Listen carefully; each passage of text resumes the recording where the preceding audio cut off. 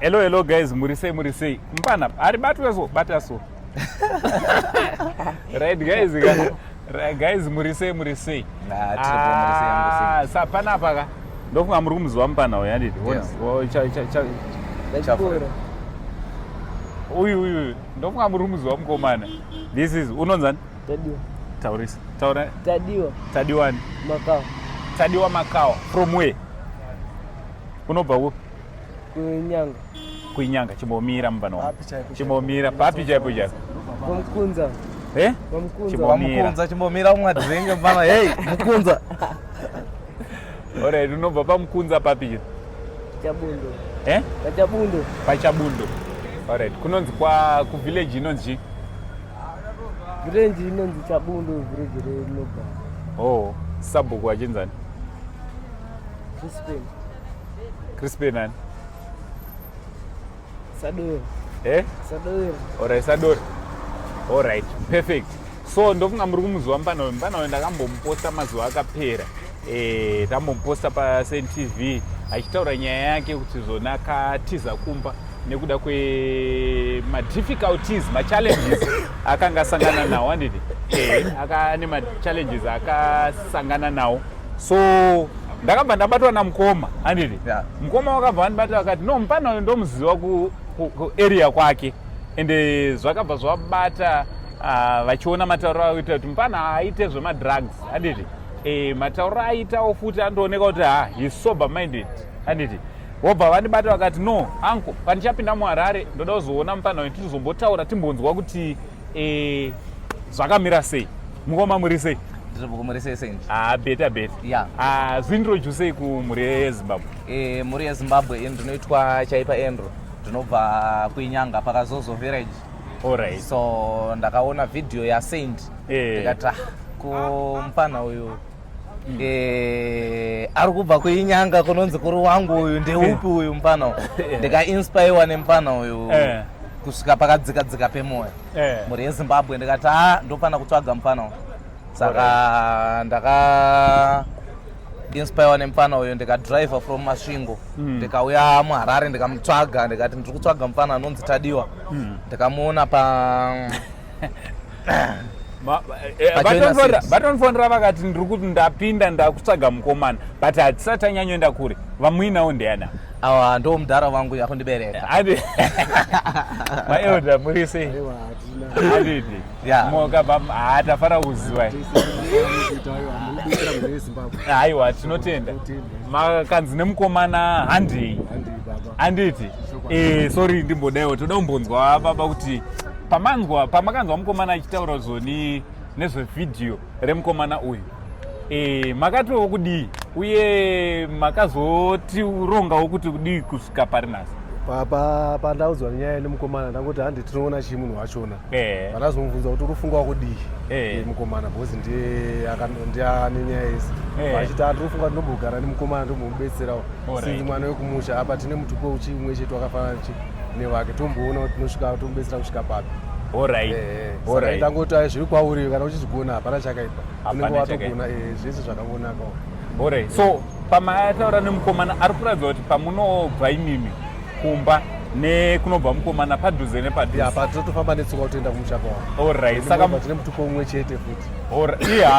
Ihama chaiyo. Handiti. So tiri kuti izvezvi mukamutora muchabva naye mobva maenda naye papi zvichafamba sei? Panyaya dzekuti vabereki vake kuti vazive kuti ndimi madii uyewo kuti munotionesana nawo pamusoro pemwana muchazvifambisa sei? I think tichadzwa mukomana urongwa hwake kuti achatanga amboenda naye kumasvingo kana azobva kumasvingo tochizoenda naye apa muri pabasa muri kumbodaidai? For the meantime handimbori pabasa ipapa ndo pandoshandira pano pachaji office. Alright. Ndo pandoshandira then office yangu iri up there. Alright. Saka ndofunga zvekuma minutes kuma 3 to 4 ndoenda kutodriver to Masvingo. Alright. Then ndoenda nemukomana. Mobva mazoenda naye kupi? Kumaraini? Kumusha when times goes izvezvo handina urongwa but ndoda kuenda hangu kumusha komboita mabasa epamba. Alright, bozi zvandachifunga advice yangu yanga iri yekuti futi mukasike maezoenda naye kupi? Musha kuitira kuti anodi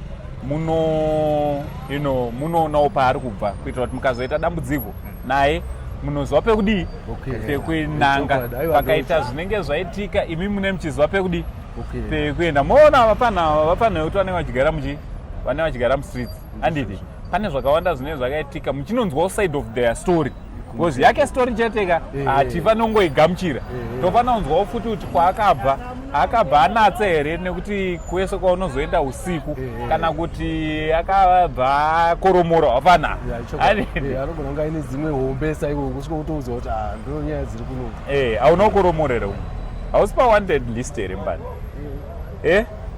hausi pawanted kunzi hambana motozonzi kampana kari pawanted saka uyu ndinofana kuenda naye here uyu alright sa advise yangu for now ka dai matipa mune makuzoenda kumaraini handiti kungoti ina handina hangu dai ndandine fuel mangwana chiende driver ndoenda naye kumusha uku handiti tonoita mainvestigation toona zvakamira sei tonzwa zvakadii kana tichizodzoka naye muchienda naye munenge muchidii munenge mane chokwadi chekuzoti aiwa mupana watiri kuda unobatsira kana kurunzi tichamupa zvekuita achizoenda akewo chikoro zvichidii background yake yakamira yakadai muriona bandireva I think izvozvo zvinogona kubatsira tese imimiwo zvinokusunungura kuti nyange muinaye mumba munorara muchihope dzichidi chibata kuti nyange akaita problem handiti charo akaita problem moziva kuti hatongofondera ubereki wachona toziva pekunanga naye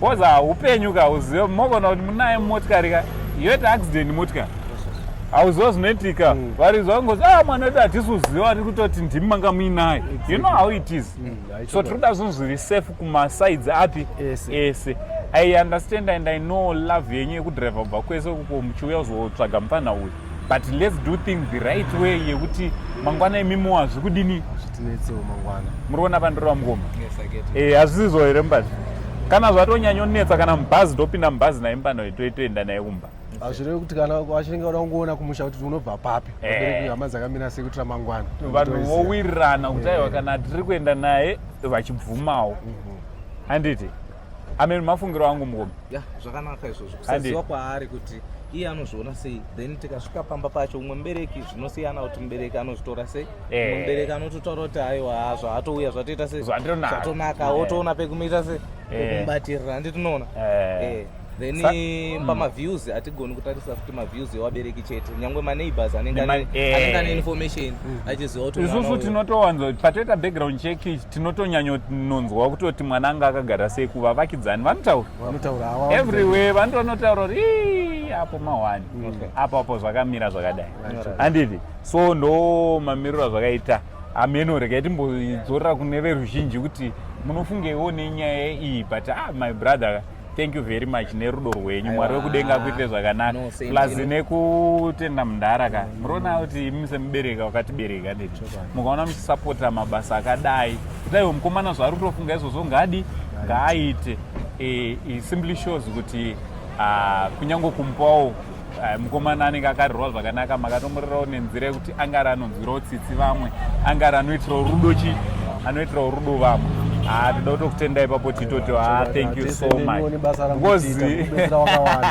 aiwa tinotenda saka isusu ngatirambe tichicommunicata if there's anyone who would like to help me handiti anytime soon out there namba dzangu ndo dziri pascreen anoti aiwa angosendi mupana toda kuti abetserwe vaswera naye vatomutengera hembe vamuitira zvakawanda zviritori kumusoro kwanditi kudya una kudya ri mupana watengerwa chikafu nemajuice mama wakubuura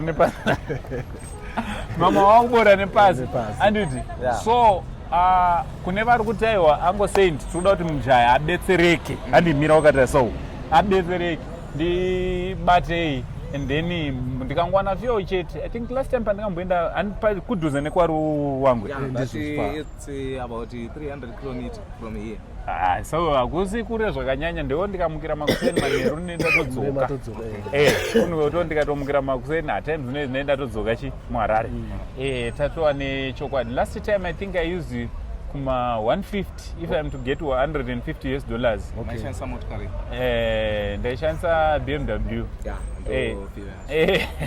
saka I use kuma 150 zvese nematogedzi papo zvese nematogets to and from. Okay. I used 150 so ndikatowana 150 takatobuda takatorwa pasi nemupana hatiti we are ready kuenda kumbandeni tonoonesana nevabereki then ava kana vachikutora vokuchitora vachidaro. Guys, what do you think about this story? Ndichazotry kuita conduct umwe mvesi anonzi Makawa futi anobva ikoko. Yes. Wandinotaura naye anoshandira kwaMutaro. Alright. Ndikaenda kugreen market saka ndichaona kuti ane imwe information yaangaita se yangatipa about this young man.